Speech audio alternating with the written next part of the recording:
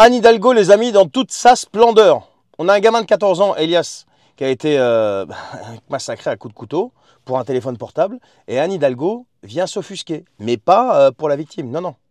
Elle s'indigne qu'on ose dire la vérité sur son bilan qui est ultra catastrophique. Il y a une élue LR là, qui s'appelle Nelly Garnier qui a lâché hier une bombe en plein Conseil de Paris. Et elle a accusé la gauche parisienne d'avoir, je la cite, armé le bras qui a tué Elias. Alors la réaction d'Hidalgo, vous imaginez bien, a été immédiate. Colère, indignation, interruption de séance. Elle a même menacé de procès. Elle a dit que ça allait se retrouver devant les tribunaux, je sais pas quoi, machin. Alors ça, ils savent faire à gauche, tu vois. Mais pas un mot sur le vrai problème. C'est quand même une réalité. Regardez les chiffres du ministère de l'Intérieur. On a une insécurité qui explose, une politique qui protège plus les coupables que les victimes. Et Hidalgo vient s'offusquer. Alors c'est ça aujourd'hui la gauche d'Hidalgo, la nouvelle gauche tendance, tu comprends? Toujours trouver des excuses aux coupables. Toujours cette idéologie du déni. Le contexte social, la misère pour justifier l'injustifiable. Ben oui, on trouve toujours des circonstances atténuantes aux agresseurs. On dit que c'est des jeunes en difficulté, qu'il faut comprendre, tu comprends? Les victimes, elles, elles passent dans les statistiques, on les passe sous silence, et puis on les zappe, et puis on attend le prochain. Mais c'est ça qui se passe.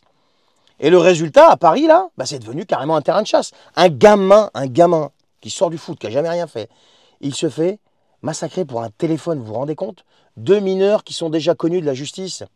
Et peu importe, on va encore nous expliquer qu'ils sont victimes de cette société. Vous comprenez? C'est des pauvres victimes, la société ne les comprend pas. Il faut les aider. Mais on fait que ça, les aider. Et quand tu as une élue qui ose dire tout haut ce que tout le monde pense tout bas, et c'est même pas une RN ou je sais pas quoi, non, LR.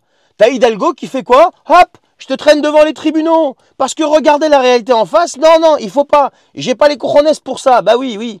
Je m'appelle Hidalgo, je suis socialiste. Elle préfère complètement étouffer les débats, pas le débat, les débats, que d'admettre que sa politique, c'est un échec total. Une ville qui s'effondre sous l'insécurité. Mais surtout, il ne faut pas nommer les responsables. Il ne faut pas leur en vouloir, il faut les aider. Le pire, mais c'est qu'une partie de la droite. Mais qu'est-ce qu'elle fait, elle? Elle se couche. Vous avez certains LR et certains centristes, qu'est-ce qu'ils font, eux? Ils se carapatent. Au lieu de soutenir Nelly Garnier, qui est une des leurs, non, ils préfèrent fuir.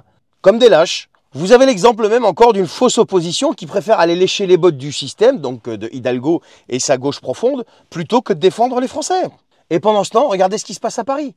Mais chut, faut pas le dire parce que Hidalgo, elle préfère t'attaquer en diffamation si tu ouvres ta bouche et que tu dis la vérité plutôt que de combattre l'insécurité. Ben oui, c'est plus facile de venir t'attaquer toi, pauvre citoyen, que d'aller attaquer des voyous, tu comprends? Voilà où est-ce qu'on en est, les amis. Voilà, ça c'est ce qu'on appelle la gauche 2 ou 3.0. Revenez à la gauche d'avant.